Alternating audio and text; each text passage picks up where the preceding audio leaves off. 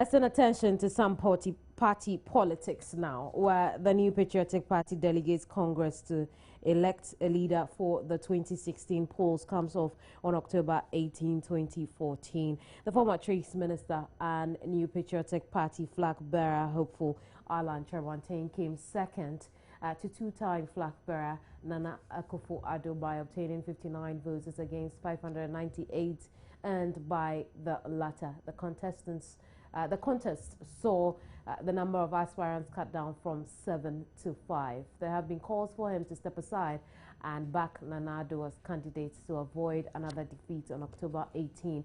But Alan Tremontaine is adamant. He insists the Electoral College of some 140,000 which will vote on October 18, 2014 has a different dynamics from that which pruned down the numbers from 7 to 5 on August 31.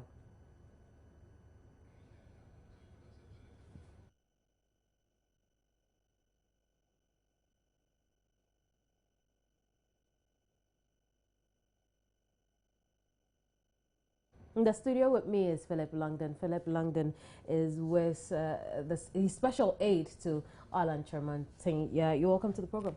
Thank you very much. Let's try and understand the different dynamics pointed out here. Well, our constitution states that if we have more than 5 delegates, 5 contestants for the position of flag bearer, we have a special delegates conference made up of about 780 people, who will prune the number down to 5. And that 5 will then be decided upon by the National Party Congress, which is about 150,000 people. Yeah. Right. And after last Saturday's defeat, where Nana polled over 500 votes, your man on the other hand had a little under 60 votes. That's right. This people believe could be a representation of October 18, which your team does not agree to. Why not? Well, you see, you asked the initial question, which probably I didn't answer. That's the dynamics of the two. The constituency that this initial team forms are the elders of the party, the surviving founders, past national executives, and quite a number of very senior members of our party, plus some chairmen. So they constitute that number. And so if you look at them, you can profile and see who they are. Then you have the rank and file, made up of a younger mass of the party. And they are the ones who are not going to decide. Now, some people have been saying, like you were saying, that is it going to be a reflection? These are two different groups with two different aspirations, two different ways of looking at things. So I expect that the election this time around is going to be entirely different. But people from your party have said that these people who voted in the Special Delegates Congress are representatives of the larger electoral college. We reviewed our constitution because some time back, 2,500 people determined who became our flag bearer. In those days, we felt, as a party, that 2,500 people was not representative enough, and that we had to expand the electoral college. And that's how come today we have nearly 150,000. Now, if we know that 2,500 is not reflective enough, and only less than 800 have spoken, how can we then say that? Let's open up the conversation now. I'm joined over the telephone by Alidu Seidu. He's a political science lecturer at the University of Ghana. You're welcome to the program, Alidu. Thank you very much. Is it fair to say that Alan Tremontaine should probably just give up his race at this point because he lost woefully against Nana Addo in the Special Delegates Congress, and it could be a reflection of what the October 18 Congress itself could be? I don't think it's fair. First of all, the NPP as an institution has its constitution. And no matter the opinion and perspective and feelings of people within the party, the constitution takes precedence to all the opinion matters and the feelings of everybody within the party. So the first thing is that no matter what, the people should respect the constitution. And the constitution says that when in a situation where you have more than 5 people vying for the flag bearership position, you should go for a special delegate conference and trim the number to 5. And then these 5 then go for a National Delegates Congress. So I believe what happened last weekend was just one of the 2 steps that you need to pass to lead the party in the 2016 election. So, and it is only about 800 of the over 140,000 delegates who voted. And these almost 800 people were made up of party council members and then regional level executives, of which Akufo-Addo enjoys a lot of support, tremendous support within those particular group of people. So we should allow the constitution to work. That's the first thing. The second thing is that the NPP as a party should not set a precedent that will haunt them in future. If we allow people who are aligned to one particular candidate to impose their will against even what the constitution states, in future that is going to cause a lot of problem for them, because they'll be setting a precedent they cannot justify in future. So no matter what, I believe that Alan is still justified for the fairness of the competition, the fairness of the other than people who are not part of those who voted in the Special Delegates Conference, and for the constitution of the NPP to govern going forward. So I think Alan is still justified in contesting Akufo-Addo come October 18th.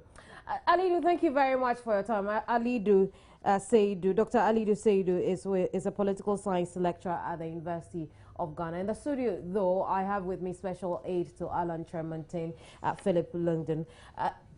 You mentioned earlier the fact that there is a younger breed of delegates when it comes to the 140,000 electoral college.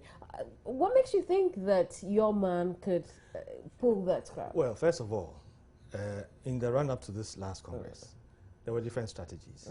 Some candidates chose to focus all their energies and resources on the less than 800 people who were going to vote.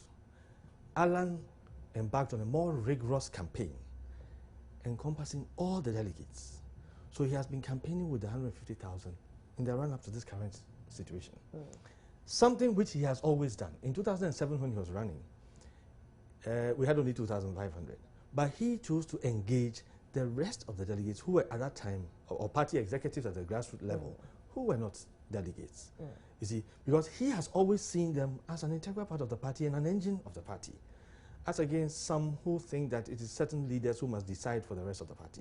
So you see, it's a different ballgame, and he has engaged them, and he has the confidence of these people. And that is why some people have been pushing hard that Alan should not even go into that context, so that where they feel they have some strength, that strength should determine for the rest of us. But the Constitution, like the lecturer said, yes, the Constitution has said, we must allow everybody. I mean, there are nearly 150,000 people who can't wait to exercise that. Dr. Seidu also made mention of the fact that when you look at the proper description of the people who voted, Nana Addo seems quite popular within that, and perhaps that's why your man performed woefully in that circle. I beg your pardon. Is that how you see it too? Well, you see, Nana Addo won a very enviable margin. Anybody winning an election with that kind of margin, you must be very happy. But another thing too, you see, that we must be careful of, is that we have rules that we are all supposed to abide by. In some of the elections, we did not go by the rules. The rules were flouted in a very bad way, you see. Very bad way. I mean, we're not supposed to have banners. We had banners of Nana Addo bigger than this at some of the centers. You know, on both sides of the entrance, people in T-shirts. It's not allowed. The regulations are clear about that, but it happened. You see, and when this happens, the sad thing about it for the party is that, you see, there are outsiders who are watching. It was nearby a church. People had closed, and people were going in and out of the church and watching what was going on. These may not be NPP members or supporters or sympathizers. They may be ordinary Ghanaian voters, and they are watching the way we are behaving as a party, how well we want to abide by the rules and regulations that govern we ourselves. And in taking a decision as to who should lead this country, they will reflect on all these things. So it doesn't help us as a party because I support a candidate. I support Alan, but that doesn't mean I want to break the rules to get him into power. at the end of the day, it won't work for him. Let's try and get into the mind of that young delegate that you believe your man is quite popular with. For the Special Delegates Congress come out with a result like that, coming from those at the helm of affairs, it could definitely have it could work something on the mind of this young voter, which would then say that indeed a lot of work needs to be done from your camp going forward. That is correct. That is true. I mean, naturally, if there's such a situation, there could be a reflection. But there are local and internal political dynamics. Many of them know the kind of influences that went into getting certain people to vote the way they did. I mean, look, there are a lot of people who would vote for Nanado anyway because of how I mean, that is their preference, and you have to respect that. But then they also saw some of the other things that happened that went along. You know, various things that went exchanged, etc. You don't think the election was fair? I'm saying that in the election, there were some of the rules that were not upheld. And that is a matter of fact. It is a matter of fact. You see, some of the rules were not upheld. And at the end of the day, if you don't oppose some of the rules and you get an advantage, it may be short-lived because people have seen. And people saw other things that may have gone on. Various influences went along. I mean, everybody wants to influence candidates one way or the other. Some may be able to influence them to a large extent. So the others are watching. So, okay, so you've decided for us because of certain personal interests, etc. Philip, honestly, you've got my mind wandering. Let's talk about influences. Okay. What do you mean by a lot of influences went on? Well, you see, the principle that the party rejected some time ago, that a small number of people can be influenced. So we want a larger number of people who cannot be so influenced and will speak very sincerely. We saw a smaller number of people, and in various areas we heard of various levels of influence, you see. And many of these were seen by the grassroots people. So they'll feel that, well, okay, so because of a certain personal influence, you have voted in a certain direction. So you're not necessarily thinking about me, especially when you begin to start saying that I should not even vote. Do you feel your man has a lot of work to do now going forward? Well, he has been doing a lot of work. First of all, this election has been stampeded. Ideally, we should have had 6 months, like our constitution said. But somehow the other, some people were able to get their way to make sure that we had very little time. Fair. That has happened. But knowing that he hasn't decided to wait till this time before he starts, he's already in motion. And he has been doing a very grueling and vibrant and rigid campaign.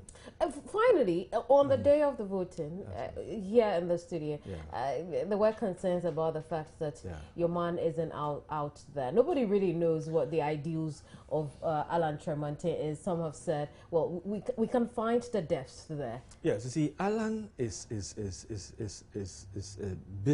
a business and development consultant. That is his focus, even in politics.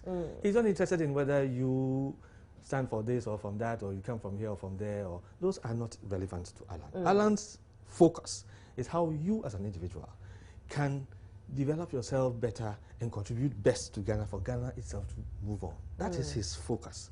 Jobs, cash, you know, agro-processing, industrialization, job creation, those are his focus. And these are the things he has always said.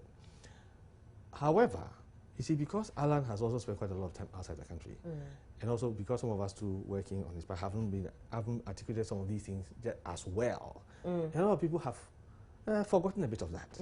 You see, as to what exactly he stands for. Absolutely. You know, because his focus is not whether it's NDC versus NPP or MP. No.